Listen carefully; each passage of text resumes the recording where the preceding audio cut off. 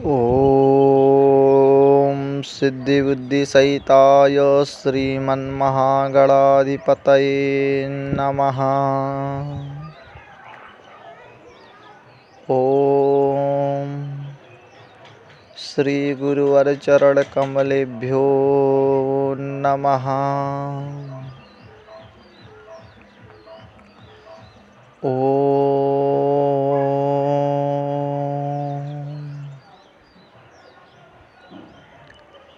श्रीरामचन्द्रचरणौ मनसा स्मरामि। श्रीरामचन्द्रचरणौ वचसा गृह्णामि। श्रीरामचन्द्रचरणौ शिरसा नमामि। श्रीरामचन्द्रचरणौ शरणं प्रपद्ये। रामं रामानुजं सीतां भरतं भरतानुजं सुग्रीवं वायुसूनुर्च प्रणमामि पुनः पुनः। अपने अपने घरन की सब काहू को पीर। तुम्हें पीर सब घरन की धन्य धन्य रघुवीर। धन्य धन्य रघुवीर।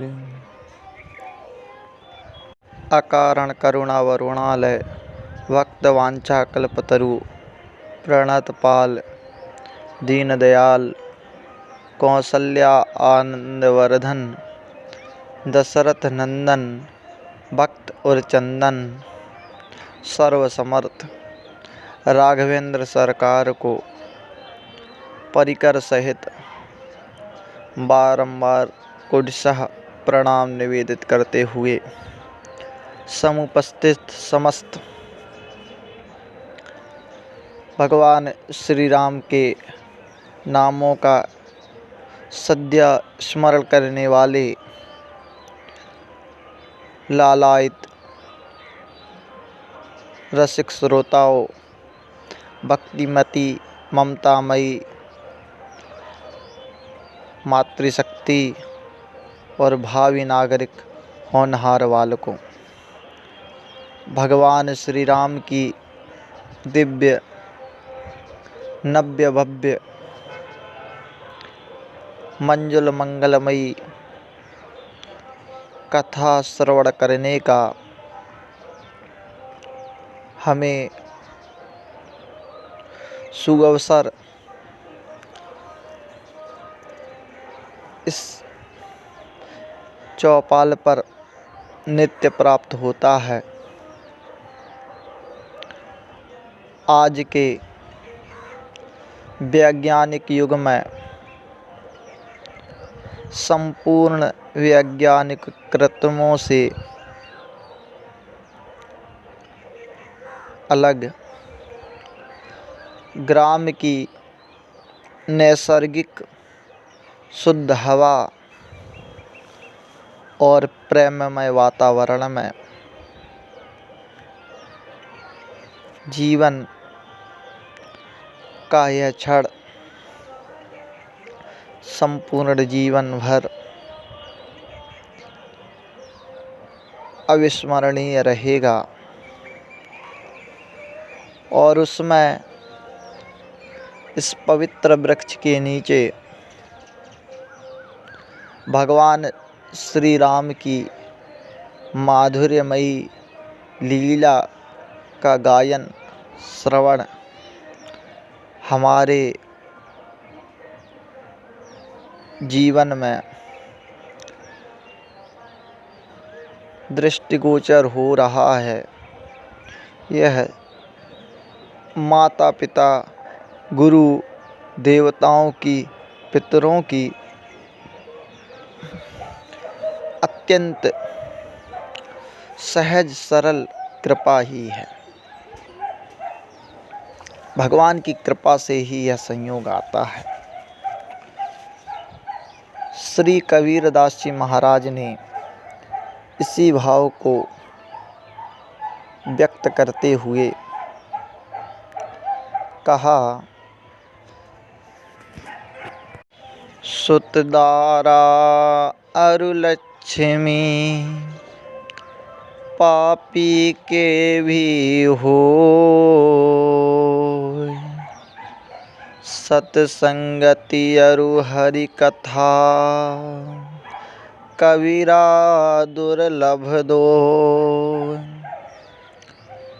श्री कबीरदास जी कहते हैं, एक तो इस जीव को मानव का शरीर धारण करना दुर्लभ है, और उसमें भी सबसे दुर्लभ है सत्संगति। और सत्संगति से जो प्रस्फुटित होने वाले भाव हैं वह भगवान का भजन है। व्यास जी ने भी यही बात श्रीमद्भागवत कथा में कही कि सत्संगमं च लभते पुरुषो यदा वै, भाग्योदयेन बहुजन्म समर्जितेन सत्संगमं च लभते पुरुषो यदा वै। भाग्य का उदय अनेक युगों के बाद होता है। तो कहा भाग्योदय है क्या? कि सत्संगति को प्राप्त कर लेना ही भाग्योदय है। इस ग्रामीण परिवेश में रहने से किसी के अंतःकरण में इस प्रकार की इच्छा वृत्ति प्रकट हो सकती है कि हम बड़े भाग्यहीन हैं, इस ग्राम में रह रहे हैं। किंतु सत्यता यही है कि वास्तविकता में इस संसार के सांसारिक सभी उलझनों से निश्चिंत मन को शुद्ध करने के लिए, अपने जीवन को कृतार्थ करने के लिए जो हम यहाँ पर समवेत रूप से बैठे हैं, यह सत्संगति कर रहे हैं, भगवान की कथा को श्रवण गायन कर रहे हैं, यही वास्तविकता में हमारे जीवन का परम लक्ष्य है। नहीं तो धीरे धीरे सिटी शहरों से अब अंतःकरण की जो खुशी है वो धीरे धीरे मानव के अंतःकरण से नष्ट होती जा रही है। मानवता प्रायः समाज में कम ही देखने को मिलती है। नहीं तो मानव तो हैं ही,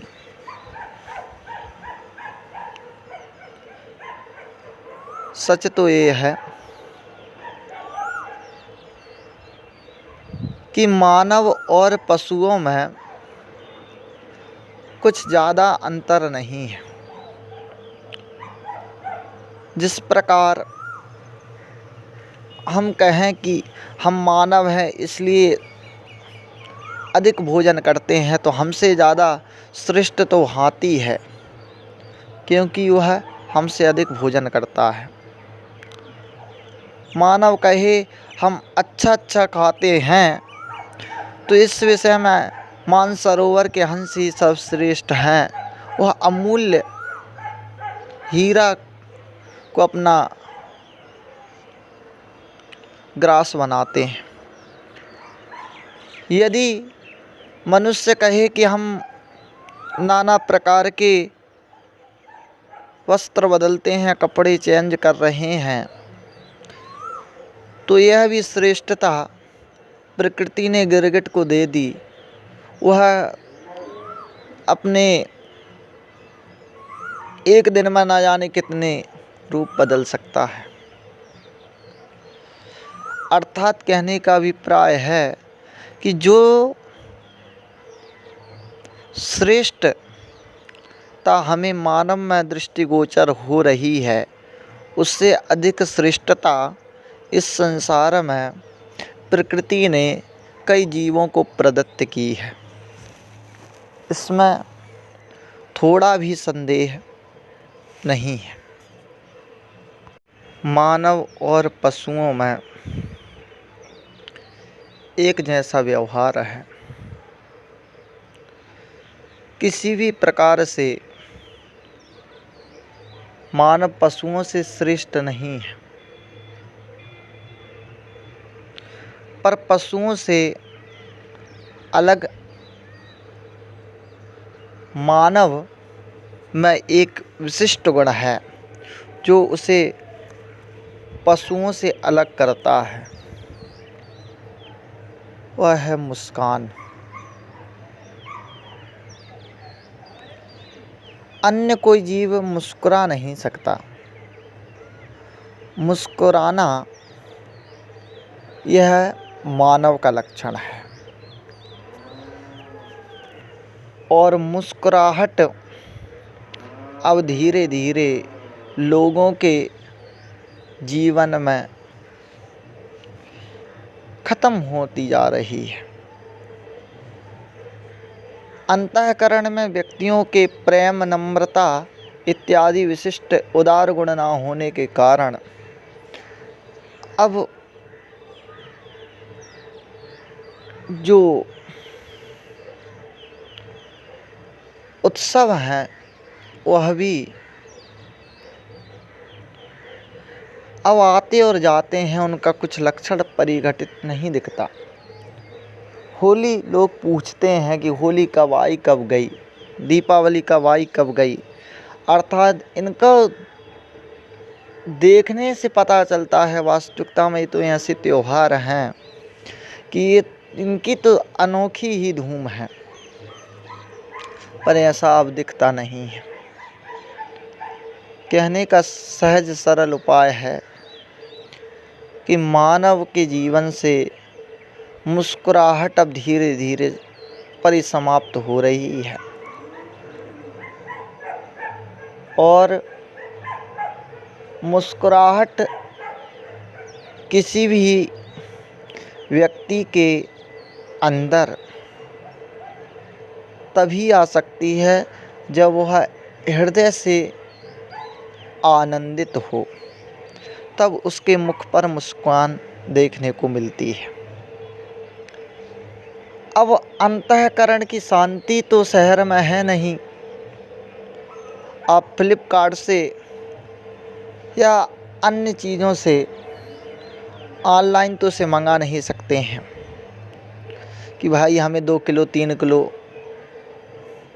मुस्कान ला दीजिए, आनंद ला दीजिए या शांति ला दीजिए। अब यह आना तो नहीं है। अपनी इंद्रियों को जितना बाह्य कर सकता है अनेक ऐपों के द्वारा किसी भी प्रकार से वो कर रहा है, और जो आत्मा है, शांति जो है वो आत्मा में है। तो धीरे धीरे लोग शांति से अलग हो रहे हैं। उनकी जीवन की संतुष्टि और शांति अब धीरे धीरे नष्ट होती जा रही है। व्यक्ति के मुख पर अब मुस्कान देखने को नहीं मिलती है। अब तो हर समय व्यक्ति चिंतातुर ही दिखता है कि चिंता में है। कहने का अभिप्राय है कि चिंता जो है